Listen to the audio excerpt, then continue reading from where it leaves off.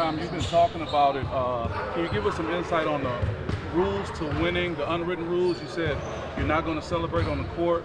In Iowa, you found happiness in a small locker room in Iowa. You didn't want to celebrate against your good friend and basketball friend McCaffrey. Can you give us some insight on why that's very important to you?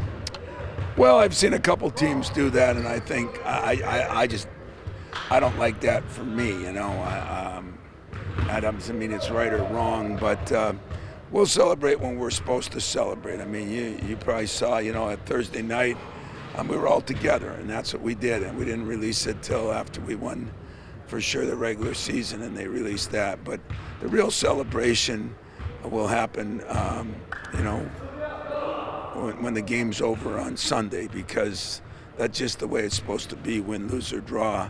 And I've just always believed that. I've 99% of the time done it that way, so ain't broke, why fix it, right? Tom, Jace has made a case for being freshman of the year. Can you reflect on how rare it is to have a freshman as calm, consistent, and efficient as he has been? Larry, that is a good question. That leads me into what I wanted to do, and that's this. You know, Jace paid his dues. He you know, I don't regret any way we've handled it.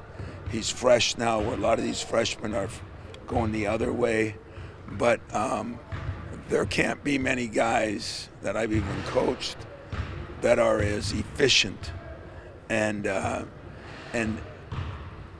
confident, not cocky, not arrogant, but believing in himself. That's hard to find that happy medium.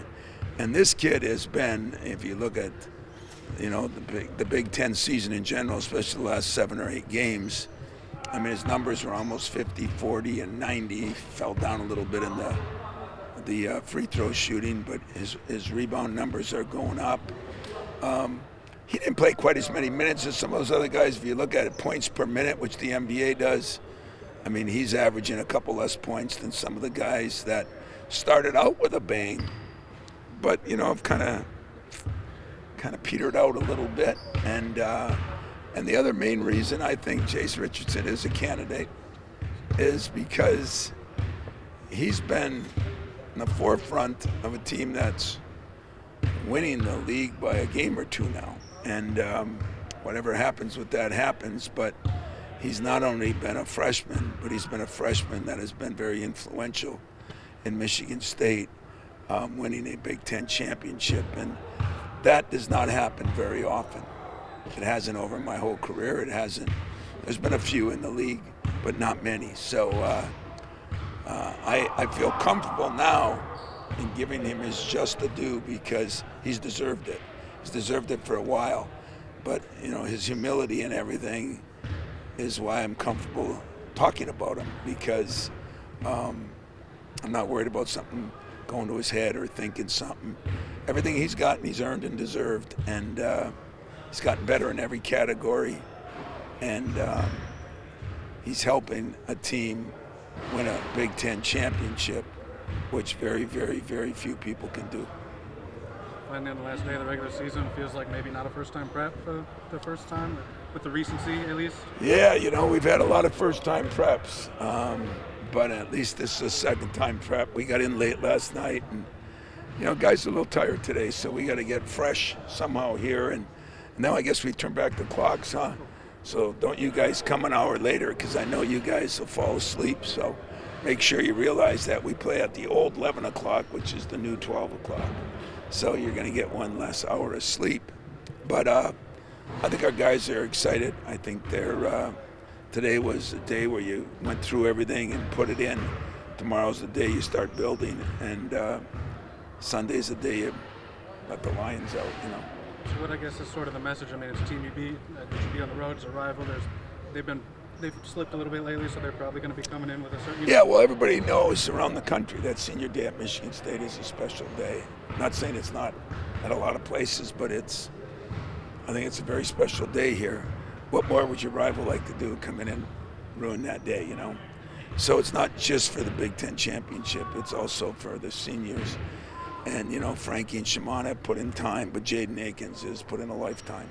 And so you always hope that that day goes well for him. But Michigan's going to come in here and play. You know, the score was not indicative of the game. You know, it was not a 13-point victory, if you ask me. And so I know how good they are. I know what they're going to do. And I just hope we regain who we are the whole game and not just half the game. Tom, a term you haven't used this season that I think you enjoy is alpha dog. Have we seen the characteristics, in my view, in Jeremy, or do we see it in Trey a little bit too, especially as of late? Well, you know, we've seen it in Trey for a while, you know, and Jeremy, you know, the one thing, I mean, Jeremy is playing better too, and I think Jaden, you know, what he doesn't get credit for, you know, he had those big threes in the Wisconsin game, then he had the big threes in the second half. But he has been our, you know, most consistent defender on the toughest player. And, you know, Trey has also done a very good job. Coop's done a good job on that. So I don't know if we have an alpha dog, you know, but we have a, you know, definitely Jace has been a guy we've gone to more lately because he's been able to do it off the dribble or with the shot. Jaden is, I still think his offensive stuff is coming and his defensive stuff has been really good. So, you know, why change now? We've been a team-up committee the whole year. We have one game left. It's not been something that has been broken, so we'll just keep doing what we do, and that's what we do. Can you expand on those three seniors and what Shimon and Frankie have brought this year and the ways that you've seen Jaden grow? Well, you know, Shimon has been interesting because he didn't even play a lot, you know, and at 7 foot, he's created some things that have been really good for us. He's clogged up the middle. He's been able to defend big guys. That our league has got a lot of big guys this year, which is surprising. But he's also improved so much in his free throw shooting, catching the ball. I think he's made great improvements. Frankie, we all know, started when he came here and been a little bit rougher, but he's the one that got us off to making so many free throws and getting fouled more, and that was something that we carried on. And now he's starting to rise back up. You know, it's been a long year, and some of these guys are up and they go down, and that's maybe been the beauty of Jace. He's just kind of steadily and slowly climbed because I think he's fresh. And in Jaden, like I said, anybody who has a son want him to be Jaden. I would. Phenomenal student. He's a very good basketball player. Yes, he's been in a little bit of a slump part of this year, shooting the ball, but it hasn't affected his defense. It hasn't affected his workouts.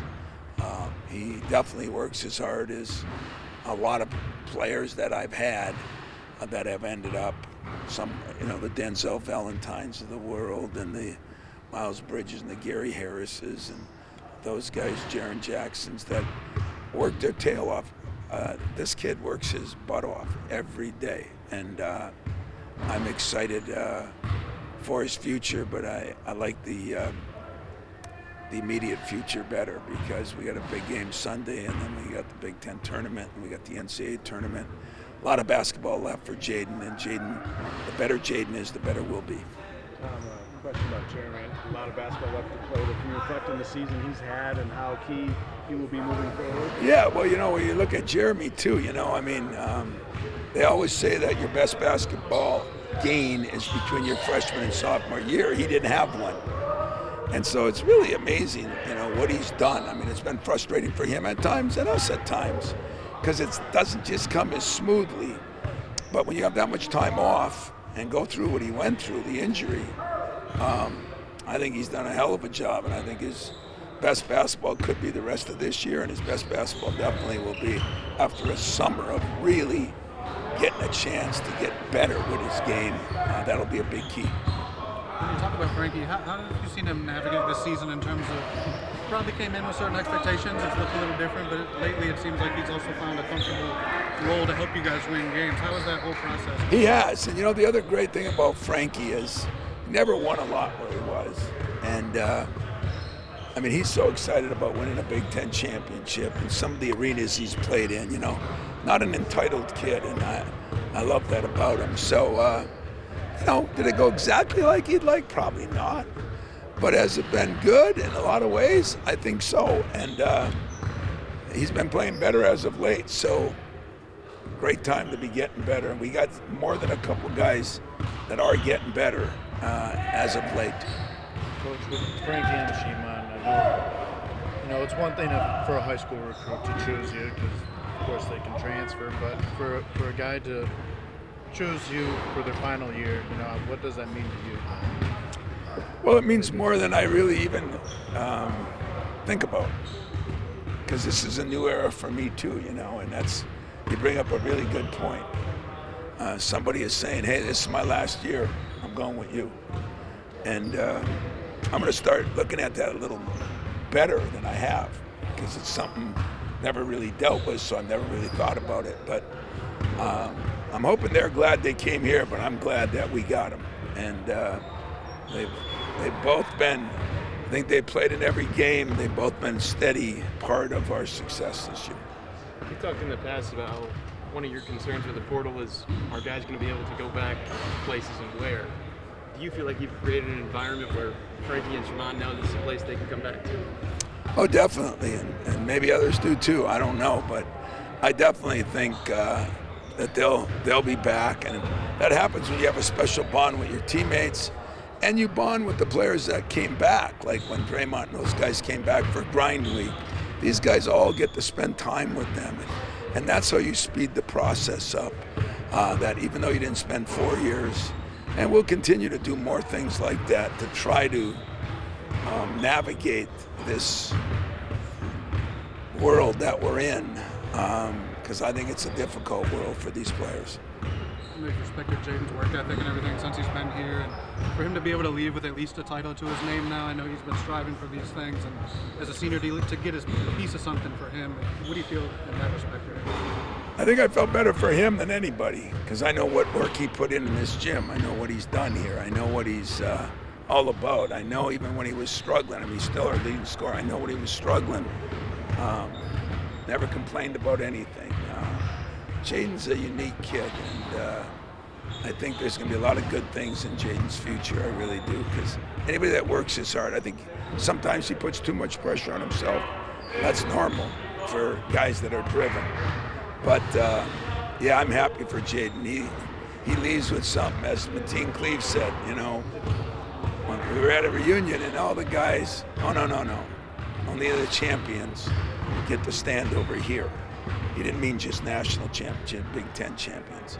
And Jaden's in that circle now. He seems like a guy that cares about the program's culture, history, and that type of stuff, too. Yeah, he definitely cares about all that, and he'll be back a lot. Now, with reaching the ultimate goal at this point in the season, being the Big Ten championship, was there ever any fear that Iowa could have been that trap game, or Michigan could be a trap game, with kind of having all these highs right now at this point in the season? Oh, 100%. And that's what I'm most anxious to see. We learned after the West Coast trip how to handle failure. And now we are steadily learning how to handle success. And the streak we've been on is as good a streak as we've been on maybe since my third or fourth year, And with the teams we played, it might even be better. I mean, somebody said we're 9-2 on the road. That don't happen very often. So, yeah, I'm anxious to see how we handle Sunday, and then how do we handle the Big Ten tournament. We're going to learn more and more about our team as we go. Not whether we win or lose, or exactly how we play.